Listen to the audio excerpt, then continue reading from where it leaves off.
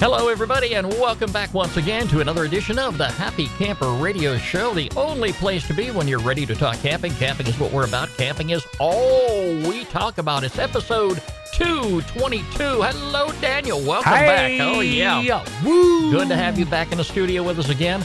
And we've got an awesome episode, like always, on the Happy Camper Radio Show. Today, we're going to be talking about those memories, those pictures, those videos, everything that you take when you're out there on a camping trip. And if you're not doing that, shame on you. Well, because I'll tell you what, I have got loads and loads of stuff that I've created. A nice album full of good camping memories over the years. And we'll talk about it on today's edition of Happy Camper Radio. Stick around for it.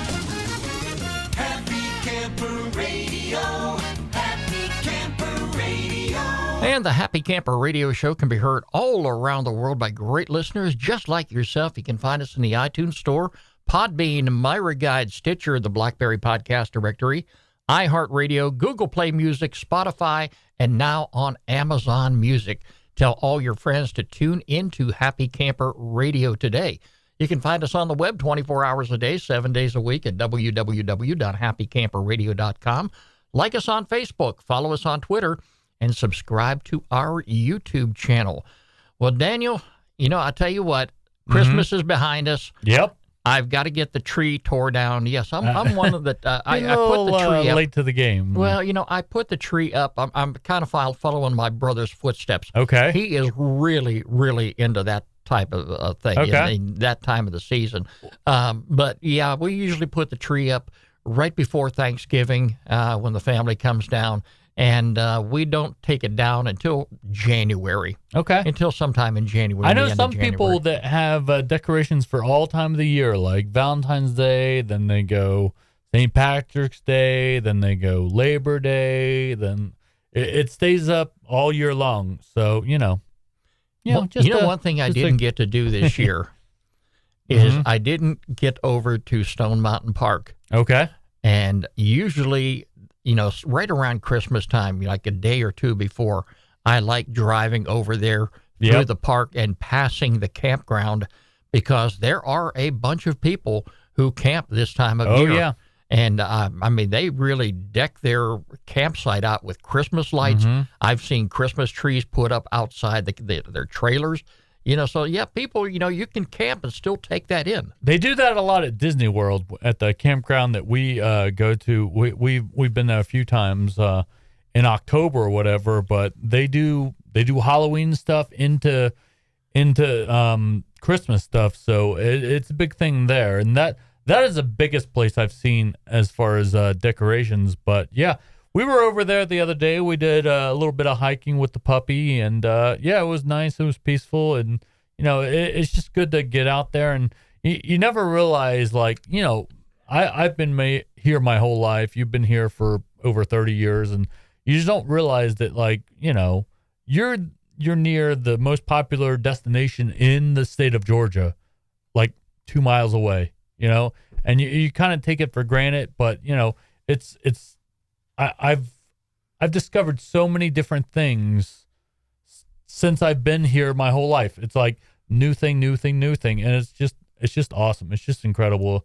So if you ever plan on coming to Georgia, I would definitely suggest staying at Stone Mountain. And there's just so much to do and so much to see, and it's just a great place to explore. And if you ever do get down to Disney World, where you have camped at before, and do that around Christmas time, don't look for any snow.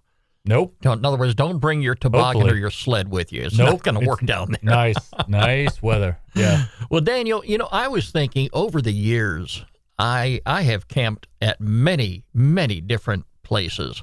I haven't really traveled across the country to do any camping, but, I pretty much stuck with my home state and here in Georgia, and I've gone to quite a few places. And one of the things that I cherish more than anything besides going camping is the fact that I take a lot of photographs when I go out.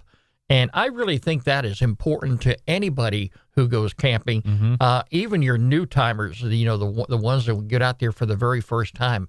If you really want to get that boost of adrenaline, if you want to get that boost of energy after you get home, to think about going on your next camping trip, having those memories of your last adventure is going to do just that. Well, I mean, it's so much easier now. Like back, I'd say in the late 90s, my parents bought a new pop-up because like the first pop-up they bought like in 83 when my sister was born.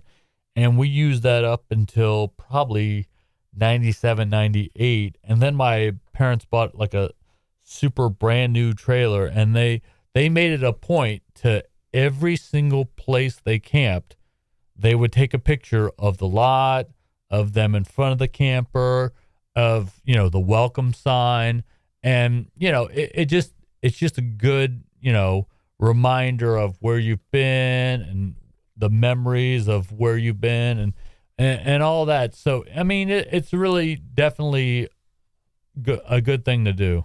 It's encouraging today to do just that because, a lot of the new timers that go camping are much younger than me. Mm-hmm. And I can remember going out camping with our grandparents, and they, tell you what, that was, oh my heavens, that was the absolute best camping trips that we've ever went on. And we were young kids.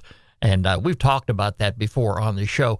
But back in those days, unlike today, where things are so convenient, if you wanted to take photographs, you had to go to the drugstore and buy film for your camera. Or the little Fox photos in the middle of the parking lot. They were like a little hut. Yeah, I remember those. Yep. But, first of all, you had to go out and buy a camera. Mm-hmm. You had to actually go buy a camera. And, they either took like the 135 millimeter film or the 120, these little cartridges. Yep. I'm thinking, I'm going back now. Oh, yeah. 40, 50 years. I remember. Right. But, you only get maybe 12 pictures. If you spend a little bit more money, you get 24 photos. Yep, that's what I remember. There's no guarantee that they were going to ever turn out. If you exposed it too much to the sun, either way, you still had to take those photographs, or you had to take that film to the, what do you call it there, Daniel? The photo hut or the photo fox? Fox photos. Okay. Wolf Camera and Video. I don't know if they're still around, but well, I remember when I was at Boy Scout camp and we were trying to get all our merit badges, I tried to take photography, but it was expensive back then. It was all about, you need to buy this much film. You need to buy an SLR, not a DSLR, because digital didn't exist back then. So you had to buy a really nice primo camera. You had to buy a crap ton of film, and it was expensive. It was a lot more expensive than it is today. I mean, today no one really prints their video or their photos or whatever unless they really, really want to, or they want to make a book, or they want to send it to one of these internet places to like make a book of their trip to Disney World or the Grand Canyon or whatever. But yeah, I mean, back then it was way more expensive than it is now, and it can kind of be expensive now as far as buying a camera, but it was hard times back then. It's crazy that we've come so far. We really have, and I think I think back in the days of having to fill out those little forms, in the pouches, and you had to stick your photo in there. And you'd reject the ones that didn't come out right, and you're like, it came out kind of good, so you take it, and it was a whole ordeal. It was ridiculous. Now, on the positive side of that, all right, I'm going to think back all those years when my grandparents were still alive, and I still have photos of them. I have photos of me. I've had photos of my brothers and sisters. These are priceless memories. Definitely. Okay, and they're not digital. Nope. They should be digital. I will probably one of these days when I have the time. Yep. When I have the time. Exactly. And I'm saying that being retired. You got all the time, Skip. I'm jealous. Every time I get home, I see Skip next door just chilling. Well, yeah, I'm not chilling. I'm always got my you hands. Always into, got something. Always going got on. my hands into You got to be busy. Right? Mm-hmm. But I'm comparing this, of what those days were like back in the day, and compared to how things are today, and how convenient it really is to take photographs. Absolutely. Just about everybody has an iPhone or an Android. Even, if you've got one of these pocket phones, chances are there's a way you can take photographs with them, digital pictures. Oh, yeah. And you're not limited by the number of pictures that you're going to take as if you were a 35 millimeter roll of film. Oh, definitely. People take hundreds and hundreds of photographs. Now, one thing I'm not into, Daniel, okay, and I know a lot of these kids are into it, and they'll probably have a problem me saying this, but people take selfies. Okay. Okay. Yeah. People love taking selfies, They taking do. pictures of themselves. Yeah. I can't get into that. Okay. I really can't. I asked, there's a girl I used to work with, she's always taking pictures of herself. I said, Right. Why are you doing that? Who takes selfies? She goes, everybody. I go, Yeah. no, not everybody. And anytime people say, we should take a selfie, I say, don't you have any mirrors in your house? My heaven, you want to see yourself? Look in the mirror. Right. Okay. No, but today in the digital world, there's so many opportunities, and you can get a good digital camera. I take a lot of photographs with my iPhone, and I know Yep. you do too, and I'm sure Oh, your yeah. better half does. Oh, yeah. Okay? I know Betty does. She Oh, takes Betty.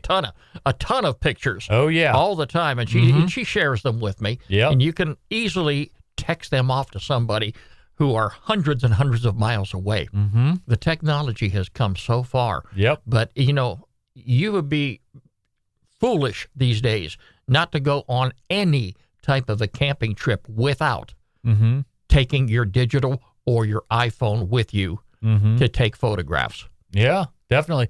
Well, I mean, there's different levels. I feel like there's the selfie, which you talked about earlier.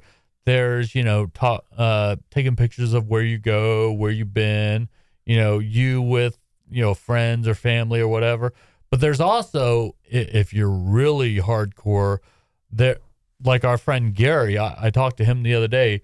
There's a lot of space photos. So like if you want to do a whole camping trip out in the desert and stuff, and you want to take a picture of, the Milky Way or like, anything like that, like you want to be set up for some hardcore photography, because there was a couple of months ago, there was a lunar eclipse, and with the lunar eclipse, the moon turns red because the sun is behind it, and it was 3:00 in the morning, and I went out to try to take a picture of it with my cell phone, and it's a lot more difficult than that. You have to have a pretty good DSLR or SLR with a pretty good zoom on it, and to really get the scope of what you're actually seeing with your eyes. I wish I could take a picture of stuff like that, from the point of view of what I see with my eyes. But like, if you're a big space photographer, like our friend Gary, like it's pretty hardcore. You gotta know what you're doing. Happy Camper Radio. One of the things I think about anytime I go taking pictures is what kind of quality I'm going to have when it is finally ready to punch me right in the face. Right. Okay. And I to this very day have a Sony, let me get that right, a Sony CyberShot camera. Oh yeah. I bought definitely. one of those many years ago, and it shoots fantastic photos. Mm-hmm. I just don't understand why my iPhone does not take as good of pictures as, say, the Android does. Yeah. But I mean, there's different apps, there's different filters, there's different exposures. It's a whole ordeal, and you just there's so many different tips and tricks, and a lot of it is after the photo. You do this to it, you do that to it, you shape it up. Speaking of which, when me and the wife went down to Tampa, I just got this app on my phone. It's called Colorize, and it basically colorizes different photos. And we went to the Barnum and Bailey museum down in Sarasota, and they had a bunch of big blown up black and white photos. I was like, oh yeah, this is a perfect time to try out my Colorize app. So I take a picture and then I colorize it, and it's just so amazing that through technology, they know what colors were on the outfits back then. And, you can take a picture of like old photos of when you were a kid or whenever, all these black and white photos. We have the technology now that you take the photo and they can colorize it to make it just pop that much more. And it's just amazing to do. But that's okay for some people. Now, when I take a picture, Daniel, I want it to be picture perfect. Oh, yeah. All right? So I can add that to my collection and move on to the next photo. Unless, of course, I'm going to go ahead and I see a picture that I just absolutely love, one that I took, and I want to blow this thing up. Yep. I want to go ahead and send this to everybody I know, because I know if I'm in love with it, they're going to be in love with it too. So, I know. Like I said, I got that Sony CyberShot camera, and anytime, folks, and this is one of the things that I point out, anytime somebody asks me, what kind of a camera should I get, considering, that back in the day, you had to go ahead and had your film developed. Well, everything's digital nowadays. I always tell people, first of all, if you're going to buy a camera, go to a big box store like Walmart and buy your camera there. If you buy it at a local camera store, you're probably going to pay more for it. I hate to say that, but we all know that places like Walmart will buy in bulk supply. Right, so they're probably getting their inventory at a cheaper price where they can pass the savings on to the consumer. In any event, I usually tell people, look, if you're going to go out and shop for a camera, get as many megapixels as you possibly can for the lowest possible price. Yep. There's a lot of good brands. I'm not going to throw a bunch of brands out there, but they're all pretty good from what I can see. So, if you're going to be doing a lot of camping, if you're going to be doing a lot of sightseeing, if you're going to do a lot of hiking like Daniel does, and I seen this first guy, and him and his wife, they just cannot sit still. It's like they got ants in their pants the minute they get out there and set up camp. All right, that's fine. But, take some memories with you to bring back home. If you're out on the hiking trail, if you're out sightseeing, if you're overlooking a huge valley and you're saying, wow, this site is awesome. Well, if it's so awesome, it's worth a photograph. Take pictures of your campsite, take pictures of all the activities you do, and, you can save them to your computer. And that's what I do. I've got folders for everything now. Yep. And you can just go through your inventories. You can easily email them. And share them with whoever. And, this is what's going to inspire you each and every time that you go camping, and you're going to be ready to go on your next camping trip. I can't even fathom the thought of not taking a camera with me anytime I go camping. Well, what I would suggest is if you really want to take pictures, they always say the best camera is the one you have on hand. So, if you just have your Android or your iPhone and you want to get into really good, camping pictures or pictures in general, I would do some research. I would do some YouTube, how to make bigger pictures, how to do whatever. But do a little bit of research. It's out there. We have the internet. It's 21st century. But I think that if you want to really get the most out of the camera you have, you want to really know how to do the things you want to do with the camera you have, which is, let's face it, Skip, it's your phone, not a lot of people, unless they really, really want a really good picture of a sunset or a star night or, a group shot or whatever, they're going to have their phone. It's going to be their phone. So I would say to do as much research as you can on how to take the best pictures you can on the phone. So and if, that's and my if you suggestion. have one of those fancy cameras, set it on auto, and that usually is going to take care of everything you need. Sometimes, if you're not a professional photographer, I agree. But like I was saying before, when I was trying to do the lunar clips, Deidre has kind of a nice SLR, and it had a zoom on it. Unfortunately, the battery wasn't charged up, but still. You got to know your f-stop. You got to know your exposure. You got to know different settings, because auto is just the kind of generic. Because I'm telling you right now, if you put your camera on auto and you want to go to picture of the moon, it ain't going to work. You got to research it. You got to look up how to take a picture of the moon with such and such camera.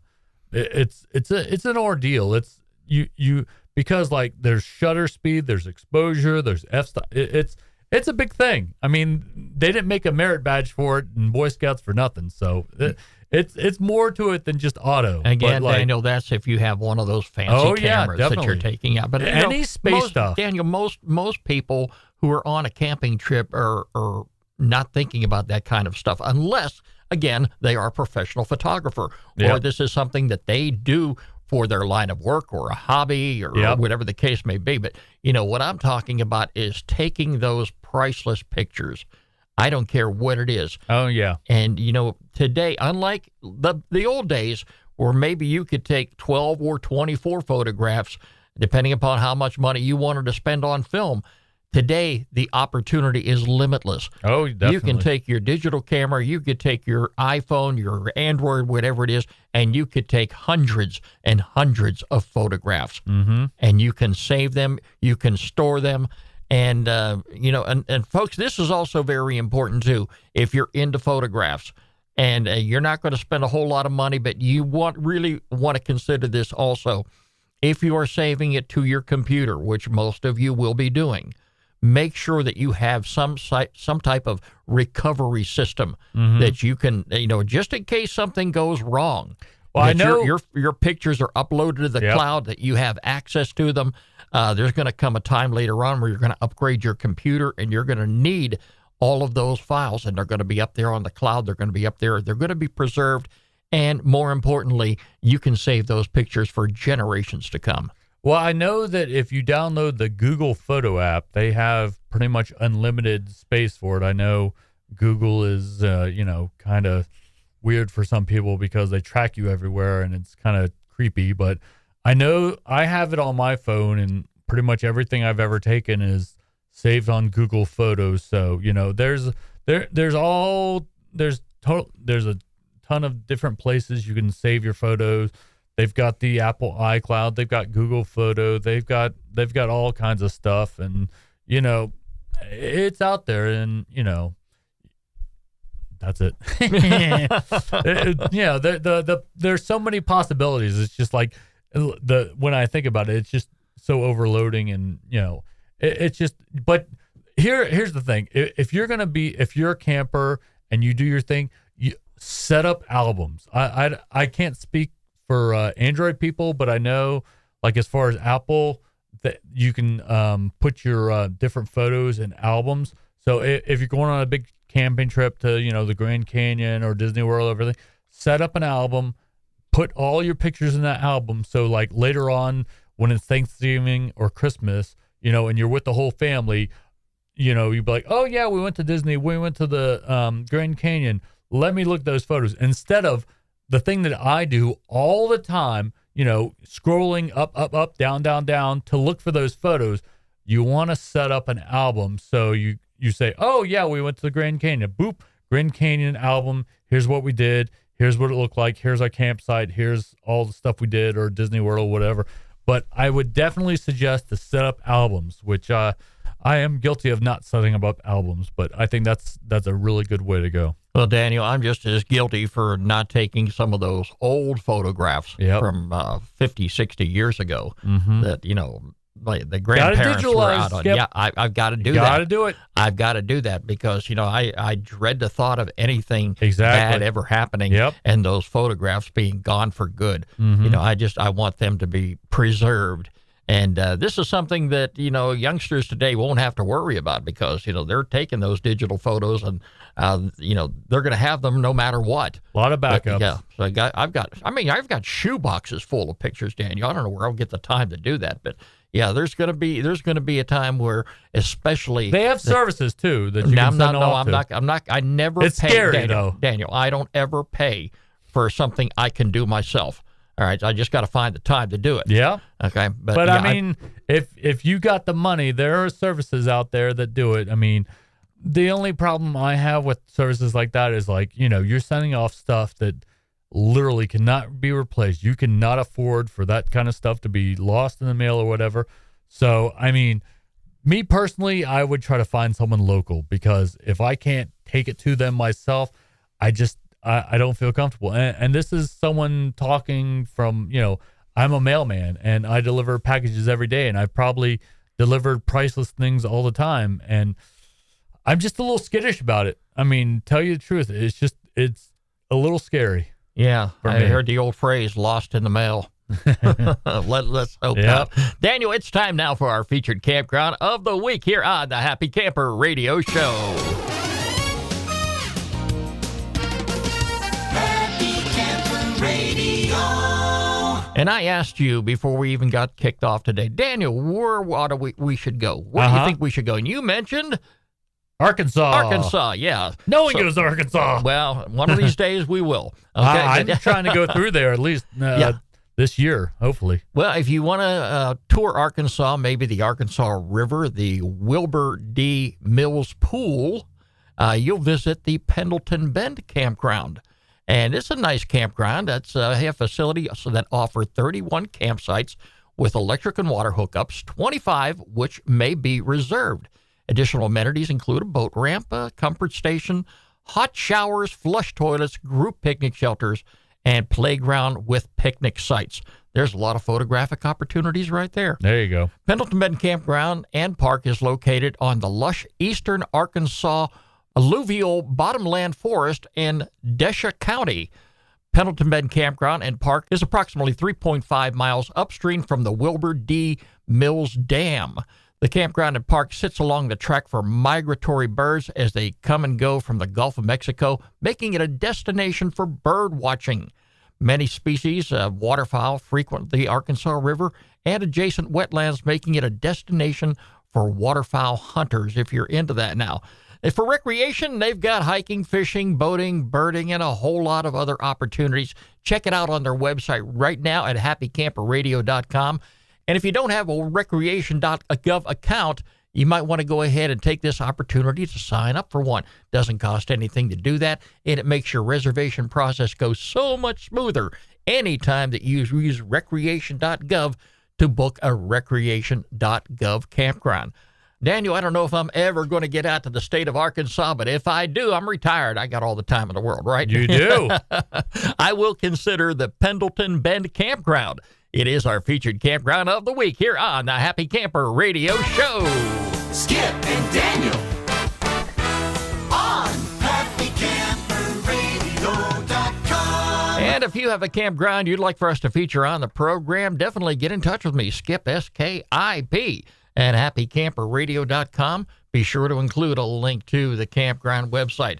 Daniel, I'm ready to go fire up my camera and go out there and take some pictures. There you go. Hey, what another thing I want to do sometime? What's that? I don't know if I'm going to be able to do it, but I want to take my drone out. There you go. You want to get some good pictures right there. Yeah. And you know, you just got to be careful. You make sure if you're at a public or a private campground, follow the rules. Remember what the rules are. And you get some great aerial photos if you get out there. Anyway, it's good having you back here in the studio, Daniel. Woo! Always a pleasure, and it's always a pleasure talking to our campground friends out there who listen to the Happy Camper Radio Show. Always love having you aboard. Remember, friends, every pet deserves a loving home. I want you to do exactly like I did. Visit your local shelter and adopt a pet today. You can find us on the web 24 hours a day, 7 days a week at www.happycamperradio.com. Like us on Facebook. Follow us on Twitter at Camp Talker. On Camp Talker, I'll get her out there. There you go. And subscribe to our YouTube channel. The Happy Camper Radio Show is a presentation of Skip Huber Productions. I'm Skip. I am a happy camper. Daniel, he's always a happy camper, even when he's thinking about it. I am. And you better believe it, friends. We're going to make a happy camper out of you. Talk to you again soon. This is Happy Camper Radio. Happy Camper Radio.